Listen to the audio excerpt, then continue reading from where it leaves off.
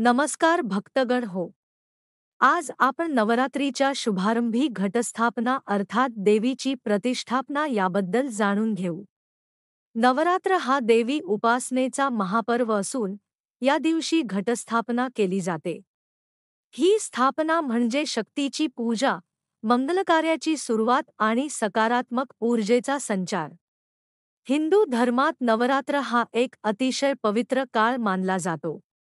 घटस्थापनेच्या दिवशी कलशाची पूजा केली जाते. हा कलश म्हणजे सृष्टीचा मूलस्रोत मानला जातो. कलशात जल भरून, त्यावर नारळ ठेवून आणि आंब्याची पाने लावून देवीचे आवाहन केले जाते.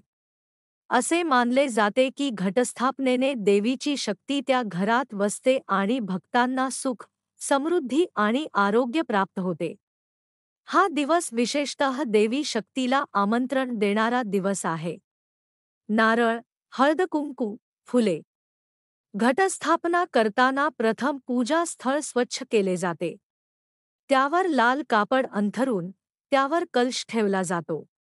कलशात पाणी, सुपारी, अक्षता, नाणे व गंध ठेवले जातात.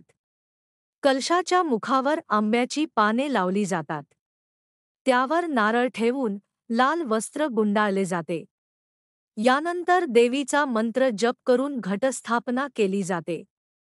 अनेक घरी घटाच्या आजूबाजूला ज्वारी किंवा गहू पेरले जाते. 9 दिवसात ही अंकुरलेली ज्वारी देवीच्या कृपेचे प्रतीक मानली जाते. नवरात्रीच्या काळात रोज देवीची पूजा करून तिला नैवेद्य अर्पण करावा. देवीचे स्तोत्र, अष्टक किंवा सप्तशतीचे पठण केल्यास विशेष पुण्य लाभते. या देवी सर्वभूतेषु शक्तिरूपेण संस्थिता. नमस्तस्यै नमस्तस्यै नमस्तस्यै नमो नमः. या मंत्राचा जप केल्याने मनाला शांती, घरात सुखशांती व समृद्धी मिळते. घटस्थापना म्हणजे नवरात्राची सुरुवात.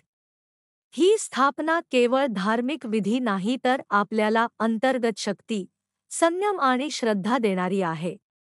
या नवरात्रीत माता दुर्गा आपल्या जीवनातील दुःख दूर करो आणि सर्वांना आनंद, आरोग्य व समृद्धी प्रदान करो हीच प्रार्थना. जय माता दी.